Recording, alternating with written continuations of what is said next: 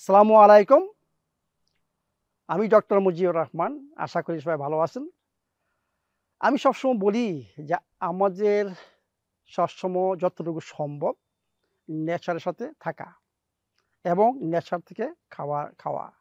আমি সবসময় বলি মুখে যখন নিবেন কোনো একটা জিনিস চিন্তা করবেন সেটা কোথা থেকে আসছে? নেচার থেকে না মানুষ তৈরি করেছে? দেখেন এখন এটা আমার নতুন বাড়ি, ম্যাডাম গার্ডেন। এটা হচ্ছে আমার ওয়াইফ মিস ভিউ এই গার্ডেন তৈরি করেছে। আমি এখন এই গার্ডেনে ঢুকতেছি, দেখাচ্ছি এখানে কি আছে।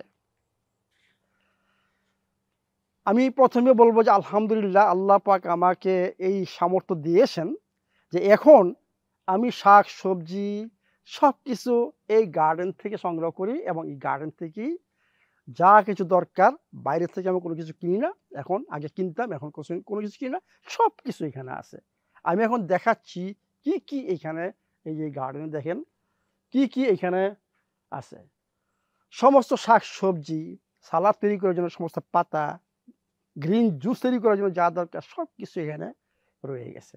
দেখেন প্রথমে আসি এখানে, এইটাকে আমি বলে কেল। দেখেন কেল, এই যে কেল, এখানে কেল।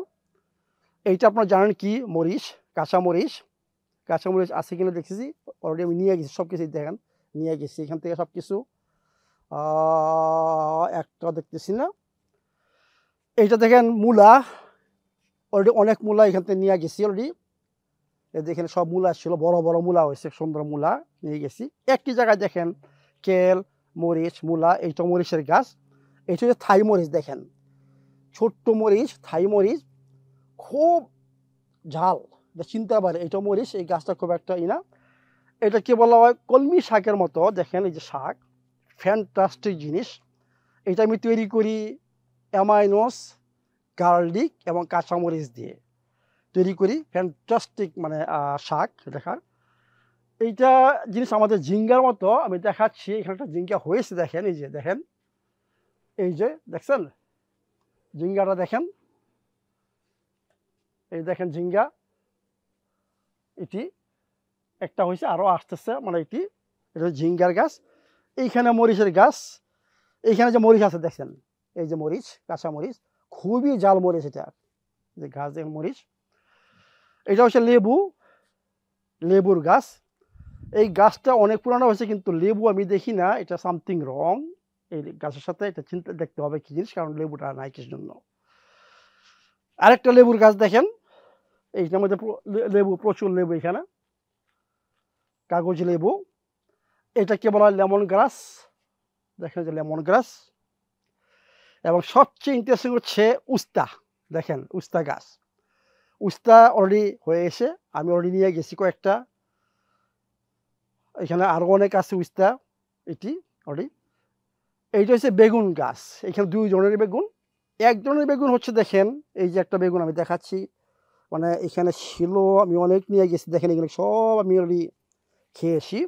এই যে দেখেন বেগুন, এই দেখেন একটা ছোট খুবই টেস্টি বেগুন দিয়েছে, এটা আমি খুব লাইক করি।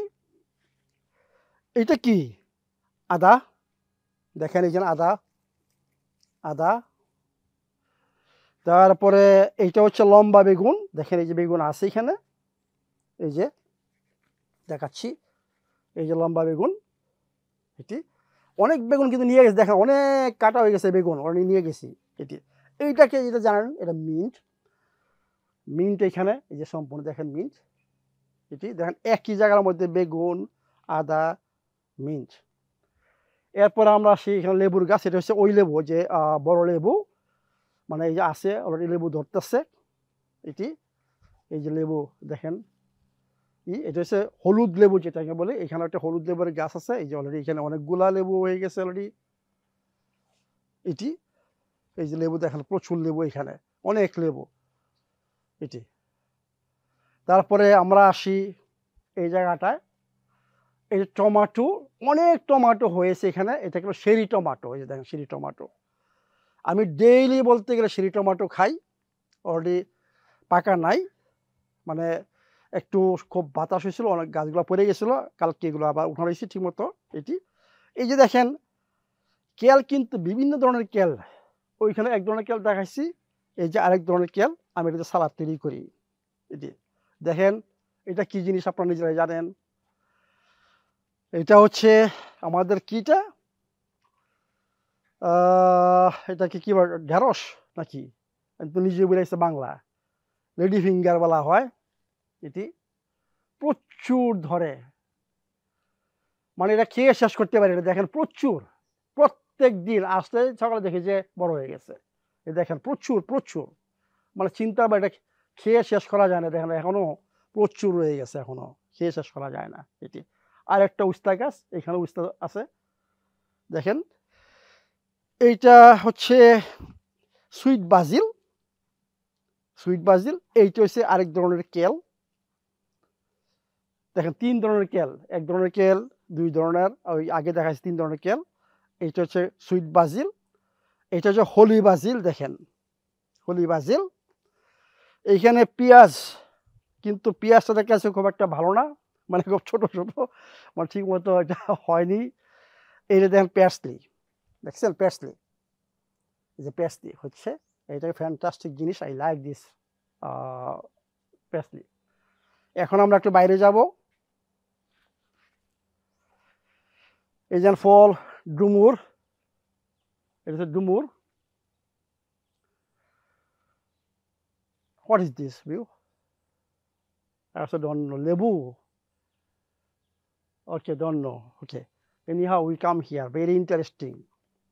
দেখেন শশা, এটা হচ্ছে থাই শশা, থাইল্যান্ড সাইডের থাই শশা প্রচুর। দেখেন এটা হচ্ছে জাপানিজ, এইখানে আছে, এইখানে আছে, এইখানে আছে প্রচুর। এইটা খেয়ে শেষ করা যায় না, প্রচুর। ডেইলি আমি এখান থেকে ডেইলি নিচ্ছি, বুঝছেন, অলরেডি বড় হয়ে গেছে। এটা অলরেডি করা যাবে, নিয়ে নেই। এরকম ডেইলি আমি সবসময় শশা নেই। এটা আপনি এমনি খেতে পারেন, কারণ এখানে সব পরিষ্কার, ধোয়ারও দরকার নাই, জাস্ট ফ্রম নেচার ক্যান ইট। এটা হচ্ছে মিষ্টি কুমড়া। দেখেন মিষ্টি কুমড়া, এখানে আমি সকালে দেখছি কয়েকটা, যে দেখেন দেখেন এই যে মিষ্টি কুমড়া হচ্ছে, ওইখানে একটা বড় আছে, দেখাবো। এখানে আরো কয়েকটা মিষ্টি কুমড়া হচ্ছে, এই যে এটি মিষ্টি কুমড়া। এই যে দেখেন কত বড় হয়ে গেছে একটা মিষ্টি কুমড়া, বিগ, অলরেডি বিগ। দেখেন এই যে ভেরি বিগ নাও, অলরেডি বিগ। এটা মিষ্টি কুমড়া করে রাখছি। এটা উস্তা গাছ। এই হচ্ছে দেখেন ভেজিটেবল গার্ডেন। আমি সবসময় বলি যে কতটুকু জায়গা দেখেন, খুব একটা বড় জায়গা না। যাদের বিল্ডিং আছে, আপনার ছাদে এই ধরনের একটা গার্ডেন করতে পারেন। দেখেন এখানে শসা থেকে আরম্ভ করে, টমেটো থেকে আরম্ভ করে, শুধু একটা জিনিস নাই, গার্লিক নাই, মানে গার্লিকটা নাই। পেঁয়াজ আছে, আদা আছে, মানে সমস্ত, লেটুসটা নাই। কিন্তু এনিহাও আই লাইক কাল, বিভিন্ন ধরনের কেল, আমি কেল দিয়ে সালাদ তৈরি করি। হোলি বাজিল, মিন্ট, তারপর আপনার সুইট বাজিল, ঢেঁড়স, ঝিঙ্গা, মানে মিষ্টি কুমড়া, টমেটো, বেগুন, সব কিছু আছে। এর মানে কি, যদি আপনি চান, আপনি যদি ইচ্ছা থাকে যে নেচারের সাথে থাকা, নেচারের খাবার খাওয়া, আমি মনে করি প্রত্যেকেই এটা তৈরি করতে পারেন। যাদের মনে করেন বাড়ি আছে, নিজের বাড়ি, এবং মনে করেন যাদের বিল্ডিং আছে, বিল্ডিংয়ের ছাদে করতে পারেন নিজের গার্ডেন। এখানে দেখেন pot, actually everybody can do this kind of vegetable garden. তো আমি যেটা বলতে যাচ্ছি, যে আরেকটা পথ রয়ে গেছে যারা এটা করতে পারবেন না। আমি মনে গ্রামে যাদের কৃষক রয়ে গেছে, ওদের সাথে আপনারা আলাপ করতে পারেন যে হ্যাঁ, এই তোমরা করবা, কোনো কিছু কেমিক্যাল ইউজ করবা না, জৈব সার এখন আছে। আমাদের যে মিজানের সাথে যোগাযোগ করলে সে বলবে যে কীভাবে সার তৈরি করতে হয়, কীভাবে প্রোটেক্ট করতে হয়, মানে কোনো কিছু কেমিক্যাল ইউজ করা যাবে না। এই আমাদের জন্য করবেন, আমরা এগুলা সব আপনাদের কাছে নিয়ে নেব। এতে করে আপনি উপকৃত হবেন, যে কৃষক করতেছে এই জিনিসগুলা সেও উপকৃত হবে। আমি সবসময় বলি, আমাদের বডি আল্লাহ পাক তৈরি করেছে একমাত্র নেচারের খাবারের জন্য, মানুষের তৈরি খাবারের জন্য না। আমরা আজকে অসুস্থ, ক্যান্সার থেকে আরম্ভ করে, অটিজম থেকে আরম্ভ করে সমস্ত রোগের ডায়াবেটিস, হার্ট, সমস্ত রোগের হচ্ছে এই খাবার থেকে। কারণ এই সব রোগ নিয়ে আমরা জন্মগ্রহণ করিনি। আমরা জীবনের কোনো একটা সময়ে আমাদের এক একটা রোগ আসছে, এবং এইটা আমি বলি একমাত্র নাম্বার 1 হচ্ছে খাবার। যদি আপনি ন্যাচারাল খাবার খান, আপনার শরীরে শক্তি অবশ্যই আসবে। কারণ আপনার বডি তৈরি হচ্ছে, আপনার ডাইজেশন যে দরকার, সিস্টেম তৈরি করা হয়েছে ন্যাচারাল খাবারের জন্য। তখন আপনার শরীরে শক্তি আসবে, কারণ ডাইজেশন ভালো হবে, অ্যাবজর্পশন ভালো হবে, শক্তি উৎপাদন যা দরকার সব কিছু ন্যাচারাল রয়ে গেছে।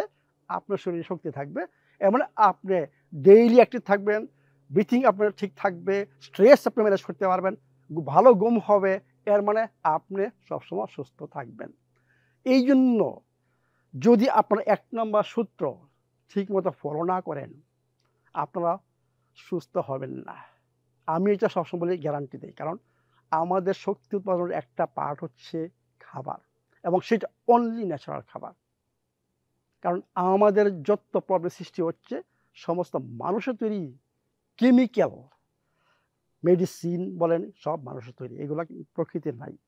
এই যে খাবার সুপার মার্কেট দেখেন, ফুড মার্কেট দেখেন, যেখানে যান দেখেন, সব খাবারের মধ্যে সব কিছু আর্টিফিশিয়াল সব কিছু মিক্স করা আছে।